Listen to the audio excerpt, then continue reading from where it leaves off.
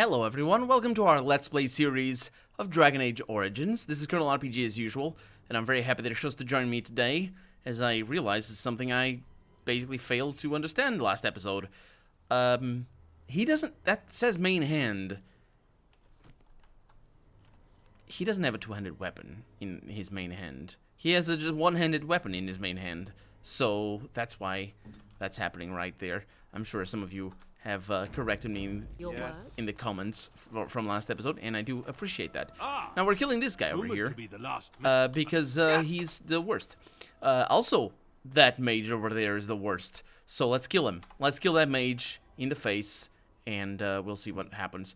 I'm also gonna use Morrigan here to great effect, but of course I'll need to position her in a better place. Let's do that over there. There's more of them showing up, which is just awful. And then I'm gonna need to attack you, and I'm gonna need to attack you over there, and we should have a good chance at this. Baylor, of course, not doing at all what I told him to do, because why would he? Yeah, go up there, and shut up. And then I need you. This is that's good enough. That's good enough. I don't know where that guy is going, and I don't care for it. Let's do this one right there. Fast about it. That's the one. Okay, and then. That's good enough. That's good enough. Okay, so then I can do this. That's the first time I see it like that. Where's Baylor? Baylor, you're doing weird things. Go for it. And then you're doing good things here. Right, man. He's threatening, which I suppose is good. Let's threaten as well.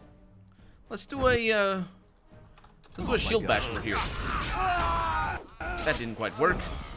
Okay, keep at it. Let's see. So you have a freeze over there. Oh, over here, yes. A freeze. Lightning. The thing that makes them all shake. That's the one. We got a bunch of stuns. And we're gonna get her out of there. Can I right click without rotating the camera? Thank you very much for that. And I can do this again. Not the best thing, but one of them is down. I can do another cone over there. And I can steal his life. And she... yeah. Can he please not die? I would say yes. Yes, he can please not die, absolutely. Because they're all dead. Not good. This fight kicked my butt. Last episode. It devastated me. Just absolutely all about positioning. Ooh. Oh, it's cunning for mages? Health regeneration in combat.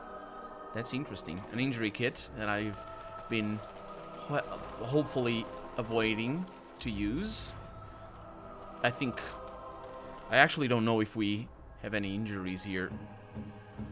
It would show up over here? Yeah, we don't have injuries. I think we're good. Yeah, that's pretty good. And that mage over there, I tell you. Mages are the biggest threat. Absolutely. I mean, the fireball just destroys us completely. And yeah, it hurts our enemies as well, but that's nothing. That's nothing. What is that? Entry blocked. Oh. Interesting.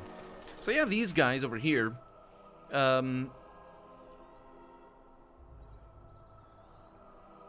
they were part of a quest, but the quest was not that one, and I couldn't find it with a cursory glance. We have completed it, I think.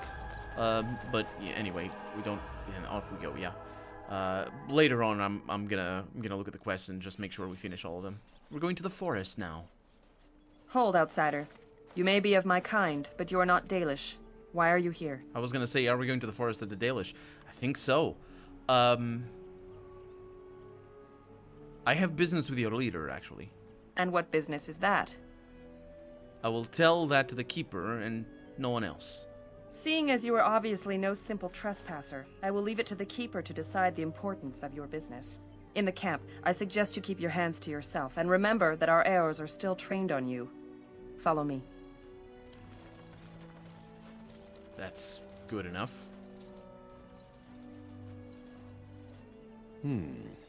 I see we have guests. Who are these strangers, Mithra?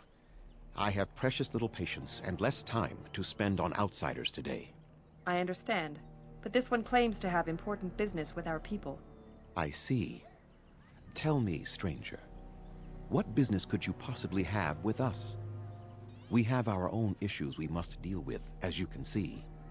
I like that it's a change of pace. Immediately we go to the leader and, oh, I'm here because I need your help. It's the Darkspawn. They're gonna kill us all and yada yada yada. Which is quite the opposite of what I was expecting, actually. Because like the whole journey of being able to get to this guy to convince him or whatever, I expect him not to acquiesce to my requests here, but we'll see. Let's see. Tell me, they have issues. We have our own issues must deal with. I guess that's exactly the reason why he's not gonna just go with my request. What issues are those? Answer my question first. Oh, I forgot about it. What was it? If I agree with you, I will indulge your curiosity at length. Oh, right. I came to speak to you about the Blight. A Grey Warden, then. I suspected as much. You might have simply said so to begin with. Masiranus Mithra, you may return to your post. Manuvinen, Keeper. Now, allow me to introduce myself. I am Zathrian, the keeper of this clan, its guide and preserver of our ancient lore. And you are? My name is Baelor. Pleasure to meet you. If you came to bring news of the Blight in the south, it is not needed. I had already sensed its corruption. I would have taken the clan north by now, had we the ability to move. Sadly, as you can see, we do not. Yes, it seems like you've had your own troubles. What are the odds? So their first reaction to trouble is to flee from it. Curious. I imagine you are here regarding the treaty we signed centuries ago. Unfortunately, we may not be able to live up to the promise we made. This will require some explanation. Please, follow me. It's the second person we're following in this place, and this dialogue for that matter. I like following people instead of being taken. The clan came to the Brazilian forest 1 month ago, as is our custom when we enter this part of Ferelden. We are always wary of the dangers in the forest, but we did not expect the werewolves would be lying in wait for us. They ambushed us. It's always werewolves. And though we drove the beasts back, much damage was done. Many of our warriors lie dying as we speak. Even with all our magic and healing skill, we will eventually be forced to slay our brethren to prevent them from becoming beasts. The Blight's evil must be stopped. But we are in no position to uphold our obligations. I am truly sorry. Is there no way to help your men? The affliction is a curse that runs rampant in their blood, bringing great agony and then ultimately either death or a transformation into something monstrous. The only thing that could help them must come from the source of the curse itself. And that would be no trivial task to retrieve. I'm good at non-trivial tasks. Within the Brazilian forest dwells a great wolf. We call him Witherfang. It was within him that the curse originated, and through his blood that it has been spread. If he is killed and his heart brought to me, perhaps I could destroy the curse.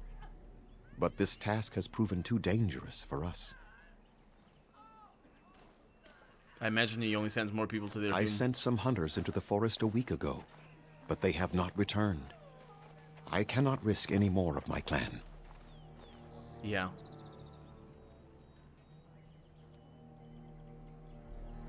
You said you could perhaps destroy the curse? There is no guarantee that this will work, as I suspect. But it's the only hope we have left. I'll find this witherfang for you. I must warn you that more than werewolves lurk in the Brazilian forest. It has a history full of carnage and murder, you see. Where there is so much death, the veil separating the spirit realm from our own becomes thin, allowing spirits to possess things, living or dead. But if you can indeed help, then I wish you luck. I have some questions for you, though. Make them quick, if you please. I have much to do here. My apprentice Lanaya or Sayrel, the clan's storyteller, could provide you with answers just as easily. How do I find Witherfang? Do you have any advice? Watch for the white wolves. They are his eyes and ears in the forest. Tell me more about this curse the hunters suffer from. There is not much to say. It stemmed originally from witherfang, but now any werewolf may infect someone with it. So, did all werewolves everywhere stem from Witherfang? No. The ones from this forest, however, do. Huh. So if a werewolf bites me, then will I become infected? It is possible, but not guaranteed. The only way to protect against the curse is not to be bitten. How do you know if you have been infected by the curse? You will know within a matter of days. You will begin to sweat and vomit, and most tellingly, your temper will become wild and uncontrollable. If that happens to you, you should seek out Witherfang even more swiftly. Your mission at that point will be rather personal. I suppose it will. How did this curse start? That is a long tale I do not have time to tell. Ask Sayrel about it if you wish. Okay. Can I ask something else? Go on then. Nah, I'll be... I must return to caring for my people. Creator's speed on your way. Indeed. And I got a quest. A codex over here. Witherfang is, according to the keeper, Zathrian, a wolf. A werewolf, I thought. He is no ordinary wolf, however. He is a wolf possessed by a powerful spirit and the source of the werewolf curse that plagues the Brazilian forest. While Witherfang is hundreds of years old and very powerful in his own right, the only way to end his curse is to cut out his heart and bring it to Zathrian. We hope. Also, it isn't a werewolf, it's an actual wolf. Otherwise, I mean, I would imagine the distinction would be made. Huh. What's going on? Please leave that be. If you have need of equipment, I am sure Master Verathorn can help you. I'm sorry, I was informed that NPCs didn't care about Zathrian said I could have what's inside. Please do not lie to me. I find it most unbecoming. Oh, I'm all about the unbecoming. Underanitation, Grey Warden.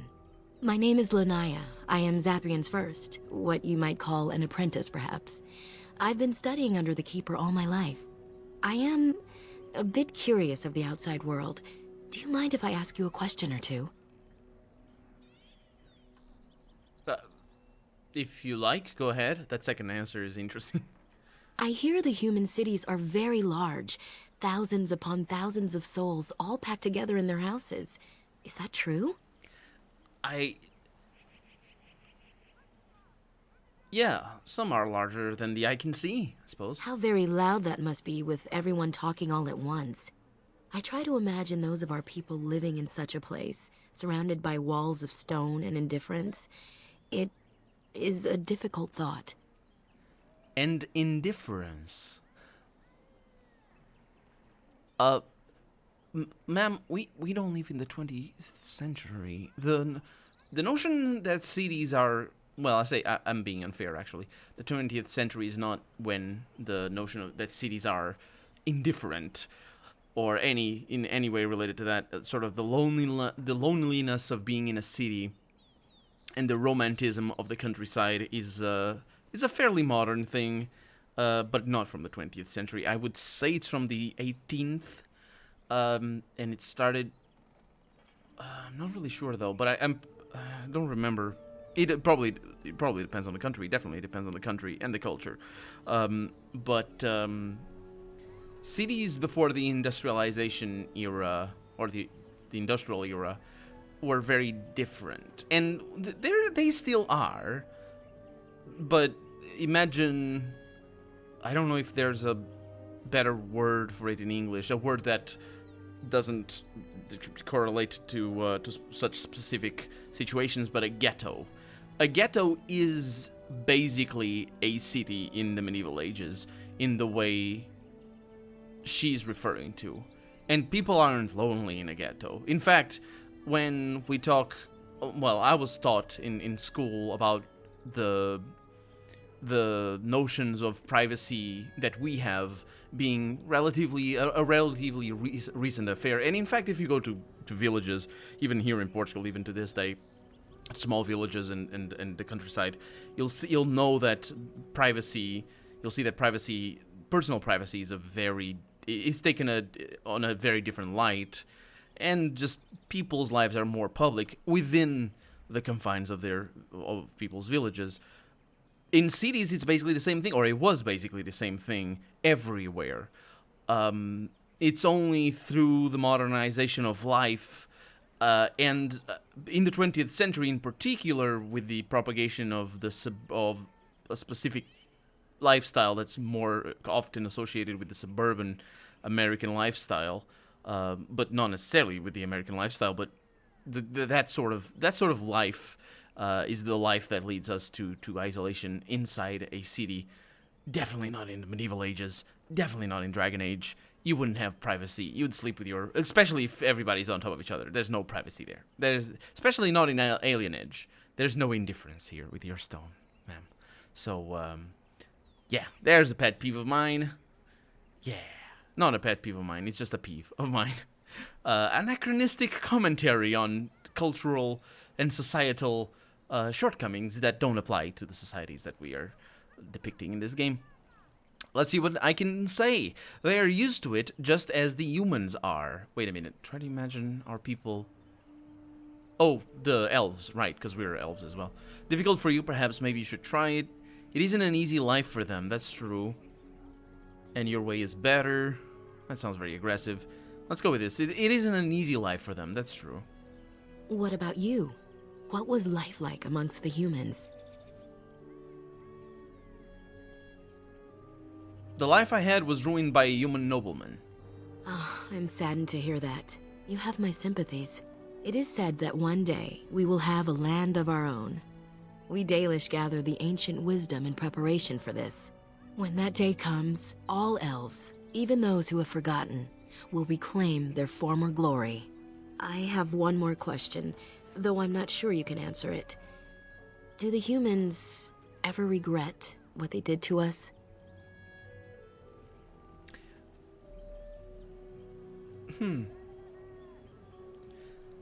The answers here are, I think some of them do. Not all humans are the same. I doubt they pay attention to it. It's just history to them. I really can't tell. I haven't seen anything. This line is probably the most realistic approach, pragmatic, and probably what my character would say. No, actually, my character might say this. I'm gonna go with this one. It's very difficult yeah, they would never. I don't think they do. Maybe some of them realize, but the extent to which they regret. I don't know if... I think elves... Do elves live a long time? Did she know... Did she live through the Tavirian Empire or whatever? The exile of the elves and the... not exile specifically, the enslavement of the elves. Maybe she did. But... And that would explain how she's referring to it... to this as in humans regarding what they did to us. Of course, it's not the same humans, because they have died, and so it's the offspring. And then another thing kicks in, which is education, and specifically historical education in history, which is a whole other bit altogether, because we have plenty of parallels in real life for this question. I'm sure you can draw your own conclusions. I doubt they pay attention to it. It's just history to them. How quickly they forget. A poet once Never wrote of learn. them before the fall of the Dales. Like dragons they fly, glory upon wings. Like dragons, they savage, fearsome, pretty things. But you don't need me to quote poetry to you. Forgive me. Perhaps you have some questions of your own. Yes, tell me more about yourself. I'm hardly anyone special, I assure you. If I seem different from the rest of my clan, it's only because I was born amongst humans. Not too different from you, I imagine. I came to the Dalish at a very young age, but I've always retained my curiosity about the world I came from. How did you come to the Dalish if you were so young? My parents were servants to a human merchant whose caravans plied the southern routes. One day, bandits killed him, and my parents both. I was the only survivor, just a young girl, and the bandits took me. I was their servant for several years. I'm sorry, it must have been horrible. It was, though long years of reflection have allowed me to come to terms with it, to put them in perspective. I can only imagine what would have happened had the clan not saved me from them. I owe them my life for that, and more. So, You said the Dalish rescued you from the bandits? The bandits killed a scout when the clan passed near their camp. When the clan discovered him, Zathrian came looking for his killers. He followed their tracks for almost a month, and when he finally caught up to us, he fell on the bandits like a terror. No one could stop him. I sat there and I watched him attack them in a blur, and I reveled in every blow. When he saw me, the fury in his eyes turned to pity. He took me back to the clan, and I've been here ever since. Didn't you have a family you could have returned to? I mean, apart from your dead parents. It's possible I might have had some, maybe many. Zathrian offered to take me back, but I had no idea where I was from, and I wanted to stay with the man who rescued me. The clan is my family. Any others out there? It's best they believe that little girl died with her parents. For now, the clan is all I need. My old world could not have offered me all this, and the knowledge of a keeper as well. Perhaps one day, when I am keeper, I might inquire out of curiosity. I'm not sure what lies down that road except pain, however. I was gonna ask, is she a keeper? Interesting. One day when I am keeper, and I can ask, how did you become a keeper? I don't think she is a keeper. And I don't know what a keeper is, so I would also like to know that. But let's ask, how did you become a keeper? I am not a keeper. Yeah, right. I am Zathrian's first. Though because I was not born into the clan, becoming his first was very difficult. We Dalish have old traditions. The clans come from the ranks of the nobility that once ruled the Dales, you see. The keepers of those old clans have the strongest and purest blood that reaches back to the days of Arlathan. I had to compete against the other candidates for first, to be better than them in everything, simply because I was not of the old blood. You must be proud of your accomplishments. I am. The ceremony where Zathrian anointed me as his first was the proudest day of my life. The clan has placed great trust in me. One day, I will lead them and be the one who secures our future. Why are the Dalish so hostile? I'm not sure if hostile is the best word to describe it, but let's go with that. They have reason. Since the days of Arlathan, my people have been either subjugated or homeless. Yeah, that's a defensive line of questioning. I'm not responsible for what's been done to the elves. Why are they attacking me? They're not attacking me. They were perfectly helpful and nice. So what's this Arlathan you mentioned? It was our ancestral home, long ago when the humans first came to these lands. We were free then, and immortal. We did not know how to deal with the humans, and in the end, they turned their power against us and destroyed Arlathan. Our ancestors were enslaved, and our culture lost forever. The dialogue there being weird. Immortal there being very important, but the elves were eventually freed, right? Yes. After a millennium of slavery, our people were freed by Andraste, the human's prophet who spawned the Chantry. Right, okay, that timeline is important there. So you don't worship the Maker? We worship the creators, as we always have. We give thanks to Andraste for her part in our freedom, but we do not worship her, or her god. Does Arlathan still exist? Not to my knowledge. According to the old tales, the human mages sank Arlathan into the ground, crushing it beneath the rock. Didn't Arlathan fight back? The Tevinter Imperium was a force to be reckoned with. It was ruled by mages with powerful blood magic. Though Arlathan fought, they lost. And we heard that the Tevinter Imperium also banned blood magic specifically. Well, and I remember that because it was described to us as ironic because they used it as well. So elves were immortal then? They died, but not of an aged body as other races do. Not until the humans came. According to the legends, association with humans caused us to quicken. Our blood sped, and we began to age. So we avoided them naturally. And then we were enslaved by them for 1,000 years. And in so doing, we all were quickened permanently and our immortality destroyed. Or so the old tales say. I don't time spans. Yeah, but you could get your lifespan back, no? In time and with seclusion. We Dalish have lengthy lifespans, and they will get longer. Zathrian himself has lived many centuries. There you go. Though that is unusual even for us. It's important to know that because that changes. Yeah, she has been very consistent in the story she's telling in regards to specifically the lifespan of people. I've talked about this in other Let's Plays, but it's such an the lifespan of a person. I think last time I talked about it at length was when I was playing Arcanum, because the elves there also last for centuries, millennia even. But it's very important for us as humans who are writing stories to realize the extent to which our lifespan, for short or long or however we see it, how it affects us, and not so much how it how it makes us want different things, but more in just how it shapes society. Like simple things like the way we keep history, or what buildings we build, or what structures or scientific developments, what we study, what the tales we like to hear about. All of that has to do with our mortality, and specifically with our lifespan, and it changes. So yeah, it's important to build. If you're writing something, it's important to build your cultures that live long, to be according to their lifespan, and just have cultures depending on that.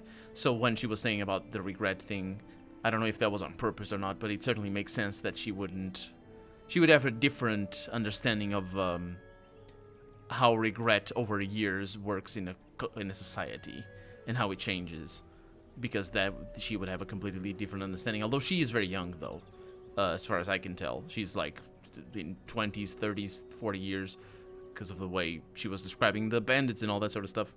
But maybe I'm wrong. So you lost the war? No, that's being dismissive there. I can see why you resent humans then. Shemlin, we call them. I think we Quick knew that. children. I suppose it takes a certain arrogance to look upon another people as children, no? Perhaps we should be more heedful of our own role in Arlathan's loss. Even so, it was a bitter lesson to learn. One we are not grateful for. The only reference she made to their own role in Arlathan's loss is that they didn't know how to deal with the humans. And that seems like a well of possibilities in regards to what they did. Maybe they treated them badly, and that's them not knowing how to deal with humans. Maybe they killed them, or were dismissive of their negotiation objectives, or whatever. I don't know, but I'm not responsible. Okay, so your homeland was called the Dales, I thought. Yeah, let's go with that. That was our second homeland. Our first was the great city of Arlathan. The Dales came when they were freed from enslavement. Elves everywhere journeyed hundreds and thousands of miles to the Dales, eager to start their lives anew. They called it the Long Walk. They reached the Dales and made it their own. And one day it was taken from us too. And you wonder why we are hostile. I didn't wonder too much, but sure. Is there no way to get your on your clan's good side? It requires an individual to prove he is not the outsider we have come to expect. Your own task to help our clan is certainly a step in the right direction. Yes, I'll do that. I want to ask you something else. Certainly. I think yeah, didn't I ask about herself? No, I didn't. We are gonna need to ask this next episode. I should go for right now. As you wish. Darth Shirel. Yes, to you as well. But for right now, I'm Colonel RPG, and this has been Dragon Age Origins. I really hope you've enjoyed it, and if you did, go ahead and leave a comment, like the video if you want to see the next episode come out sooner rather than later. But above all, thank you so much for watching, and I hope I'll see you next episode. Bye-bye.